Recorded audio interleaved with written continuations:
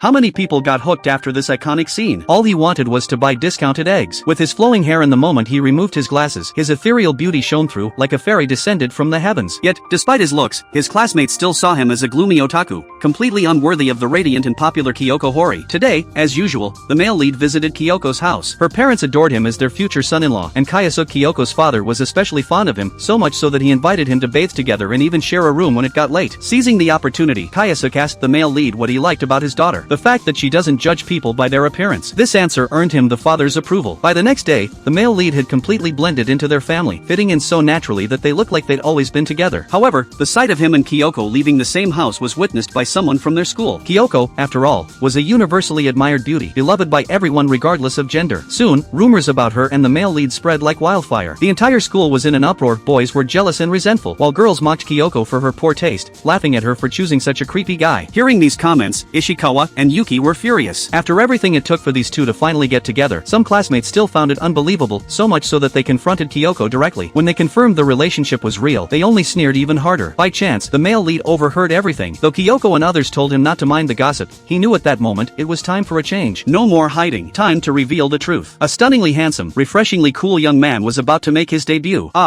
His transformation left everyone speechless. The girls in class swarmed around him like flies, their attitudes doing a complete 180 as they suddenly fell over themselves to get his attention. But their shameless behavior only provoked the Ice Queen, Kyoko's deadly glare of "back off, he's mine." Among all the reactions, Soes was the most extreme. While the male lead was chatting with him, their female classmates whipped out their phones, snapping photos of his new look and frantically sharing them online. A jealous Kyoko shoved her camera right in his face, taking rapid-fire shots. When Shota saw the male lead's new hairstyle, he excitedly reported it to his father, Kayasuke, who, being his usual Gojo Satoru self, casually asked in front of his daughter, "Did you get dumped or something?" Kyoko could only sigh in exasperation at her father's antics. Just then, Shindo called. Apparently, he had won a bunch of candy in an online raffle. But the moment he saw the male lead's new appearance, he panicked, nearly in tears, wailing, "What have you done with my Miyamara?" Then came the candy tasting segment. Among the many flavors, there was one type Shindo would rather throw his wallet into a ditch than eat: cheese-flavored candy. But the more Shindo resisted, the more the male lead wanted to mess with him. Cornered, Shindo had no choice but to accept the cheese candy being hand-fed to him. After all, this might be a once-in-a-lifetime experience. The moment it touched his tongue, Shindo writhed in agony. Meanwhile, the male lead turned to Kyoko and asked what flavor she was eating.